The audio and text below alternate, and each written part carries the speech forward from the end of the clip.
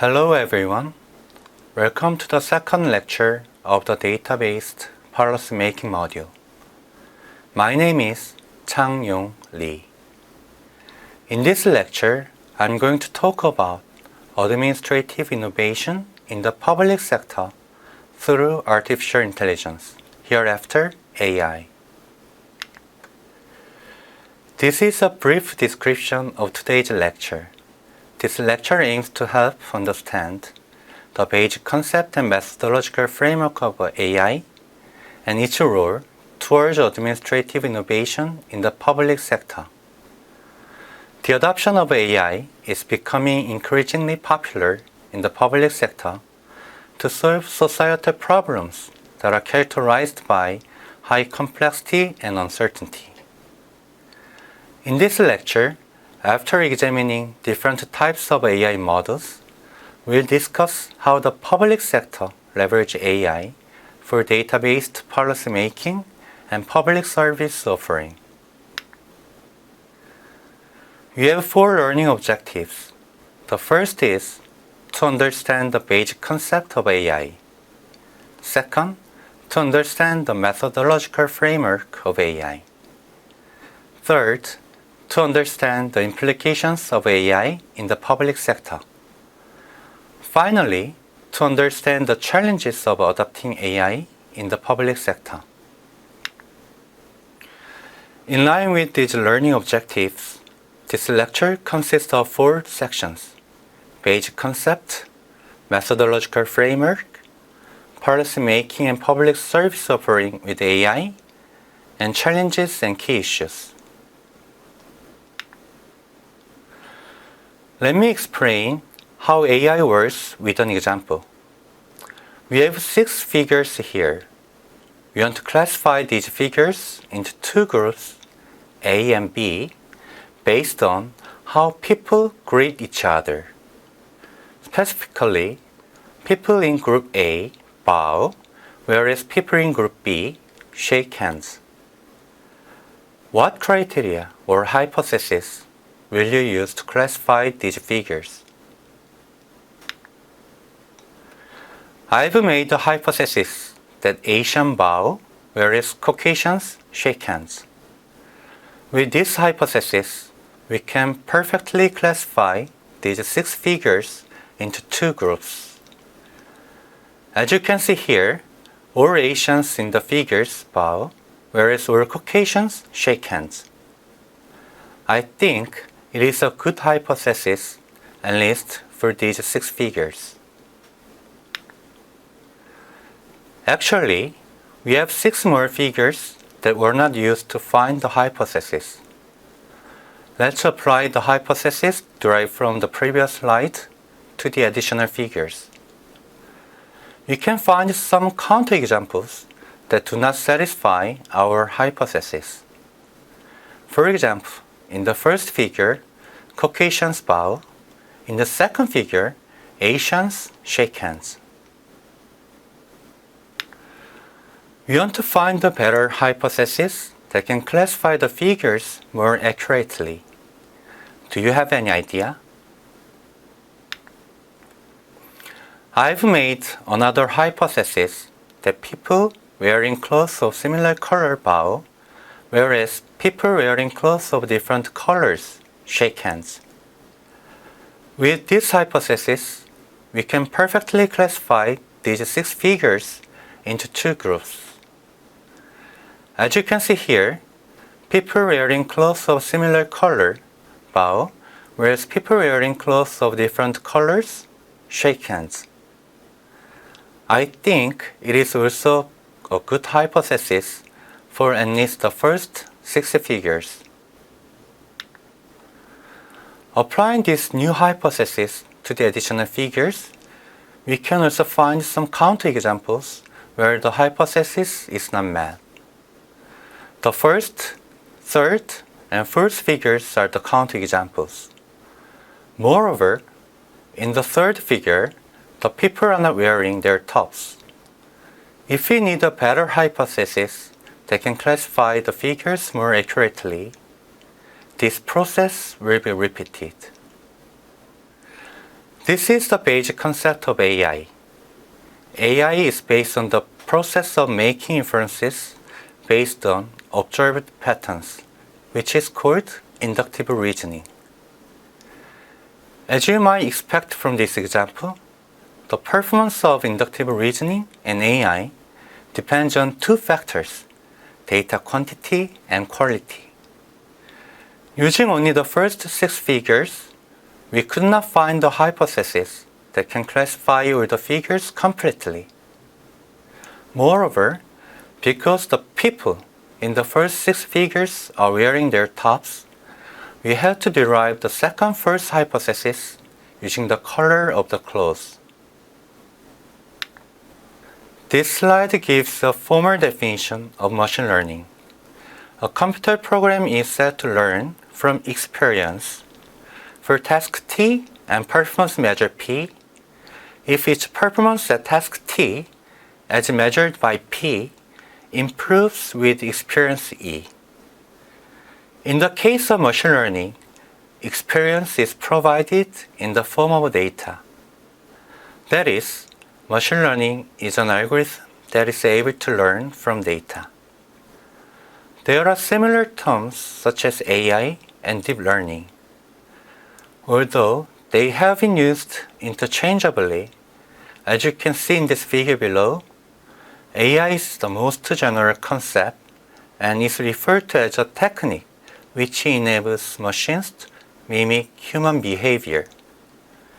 Machine learning is a subset of AI techniques which use statistical methods to enable machines to improve with experience. Deep learning is a subset of machine learning which makes the computation of multi-layer neural networks feasible. AI is now being used everywhere in our daily life. For example, AI identifies if an email is a spam or not in your email system. You use AI for facial recognition to unlock your mobile phone. You can find many other examples, such as language translation, the recommendation on Netflix, self-driving vehicles, and smart surveillance cameras. Then, how can you develop AI models? The process of developing an AI model consists of 6 steps, as you can see here. The first step in any project is defining your problem. This is the most important step. You can use the most powerful AI model available, but the result will be meaningless if you are solving the wrong problem. In the second step, you need to collect appropriate data to solve your problem. Here, data quantity and quality matter. The data quantity and quality will determine how accurate your AI model is. Next, given the data collected, you need to pre-process your data to use them in the analysis. For instance, you need to remove duplicates, correct errors, delete missing values, and perform normalization and data transformation. In the model development step, according to the problem defined, you need to choose the right one among many different algorithms. We'll explore the basic models in the next slide. After model development, the performance and usefulness of AI models should be assessed. For this, you can use some quantitative metrics such as accuracy and F1 score. Also, the result should be reviewed by experts to check if the model gives biased result. Finally, the model is customized and deployed in practice. You'd handle different types of data according to your problem. Data can be classified into several types according to the data structure and time dependency. In terms of the data structure, data can be grouped into 3 categories. First, Structured data represents the data stored in a structured framework of columns and rows, such as Social Security numbers. Second, unstructured data is the data that do not organize in a predefined manner or have a predefined data structure. Text, image, and sound data belong to this category. Finally, semi-structured data is the data that do not consist of structured data but has some structure to it. HTML is an example of semi-structured data. Regarding time dependency, static data represent the data that remains the same after it is collected. Sequential data indicates the data that continually changes after it is recorded. I move on to the basic AI models. Due to the limit in time, I'd like to focus on the concept of AI without methodological details. AI models can be classified into two types: supervised learning and unsupervised learning. Supervised learning methods find the functional relationships between input and output from the labeled dataset where the target value is known. This is an example of a labeled dataset. Unsupervised learning methods identify useful properties, patterns, and structures from the unlabeled dataset where no target variable exists. As you can see here, there is no output variable. Supervised learning method can be classified further into two categories: regression and classification. Regression models predict a continuous value for an unknown data point. For example, you can use a regression model to predict the house price using house attributes. In this example, the size and station district are major inputs, and the house price is the output. Regression models will learn the functional relationships between these house attributes and the house price. Classification models aim to classify unknown data points into existing categories. Image classification and text classification are the major examples. Regression and classification belong to supervised learning. There are many unsupervised learning methods that can be used to analyze the unlabeled dataset. The first method I'd like to introduce is dimensionality reduction. The number of input variables for a dataset is referred to as its dimensionality. Large numbers of input variables can cause poor performance for your AI models. Dimensionality reduction refers to techniques that reduce the number of input variables in a dataset. Clustering is the task of dividing the population or data points into a number of groups. Here, data points in the same groups are more similar to each other and dissimilar to the data points in other groups. It is basically a collection of objects on the basis of similarity and dissimilarity between them. For example, you can use clustering to categorize the articles according to their topics. Similarly, you can use clustering to categorize the policy report according to their topics. Association rule mining analyzes data for patterns or co-occurrences in a dataset.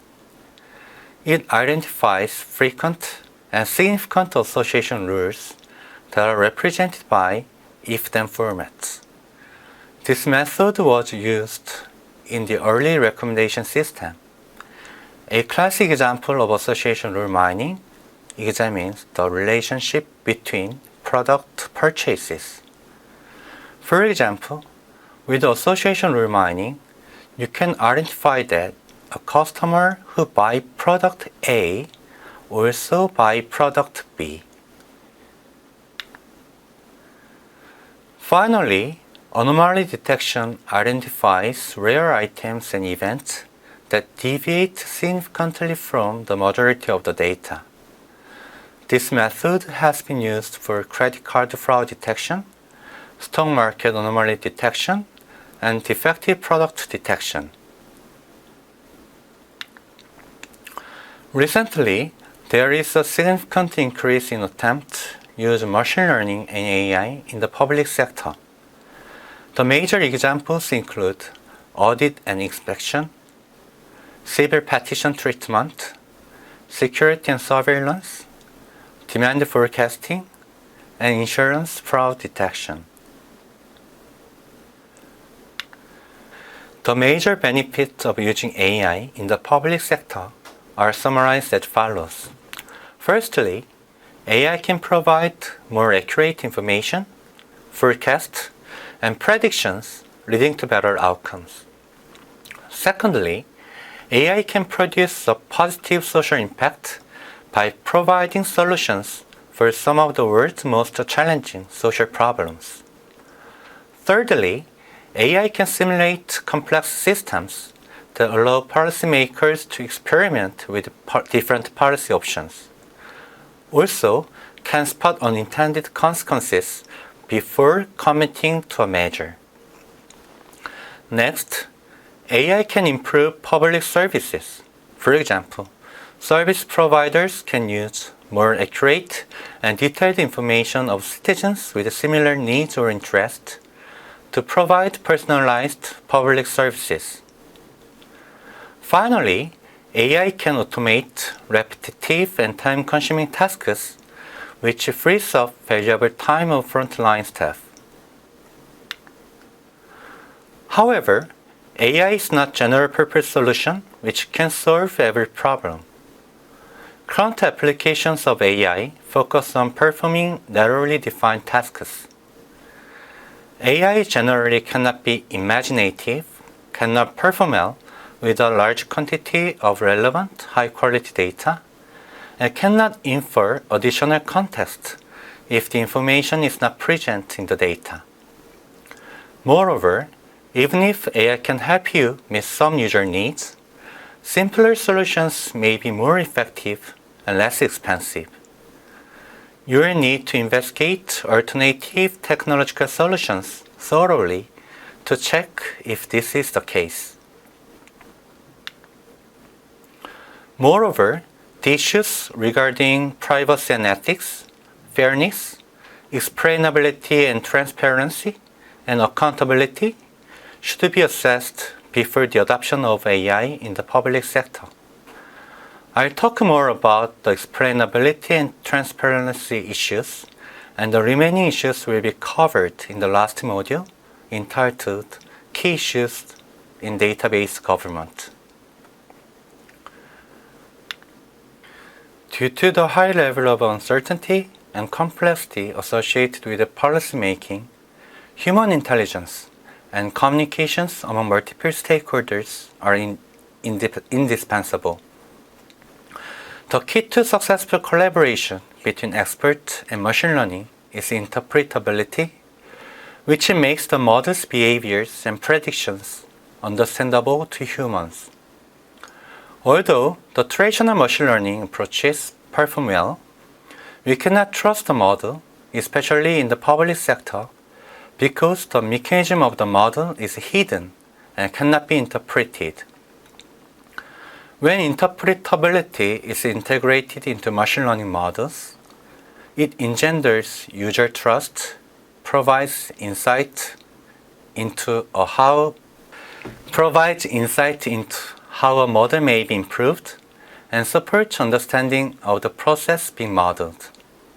For instance, if the results of machine learning models differ from those of experts, the inconsistency should be reconciled by verifying, interpreting, and understanding how machine learning models arrive at their conclusions. If machine learning models can explain their mechanisms, it is easier for experts to assess the validity and reliability of the analysis results and manage communications among multiple stakeholders. Interpretable machine learning is based on the mechanism of how humans explain decisions and behave with each other. This framework explains the prediction of an instance X by computing the contribution of each feature to the prediction. Assume that following scenario. You've trained a machine learning model to predict apartment prices. In the first example, the apartment has an area of 50 square meters, is located on the second floor, has a park nearby, and catch-all bond, and the model predicts 310,000 euro. In the second example, the model predicts 320,000 euro, and the conditions of the apartment are the same as the first one, except for the cat bond feature. From this example, we can compute the predicted apartment prices without the feature value cat bond and take the difference to get the marginal contribution of the feature. Based on such computation, we can identify how the model reaches its decision with the major factors affecting the decision. Moreover, we can identify the overall importance of a feature on predictions and the relationship between the values of feature and its contribution. Although these results do not explain the causal relationship between input and output, we can at least assess if the model provides biased results and violates fairness and ethical issues. This is the summary of this lecture. There are 4 major points. Firstly, machine learning is an algorithm that is able to learn from data. Secondly, machine learning models can be classified into 2 broad categories, supervised and unsupervised learning. Supervised learning models include regression and classification, and unsupervised learning models include clustering, association, and anomaly detection. Thirdly, the adoption of AI is becoming increasingly popular in the public sector to solve societal problems that are characterized by high complexity and uncertainty. Specifically, AI can automate repetitive and time-consuming tasks, simulate complex systems, and improve public services. Finally, although AI is a useful tool for data-based policy making, many issues regarding data quality, fairness, explainability and transparency, and privacy and ethics should be considered for using AI in the public sector. For more detailed information on the machine learning and AI technologies for use in the public sector, please refer to these articles. This is the end of second lecture of the second module. Thank you very much for your attention.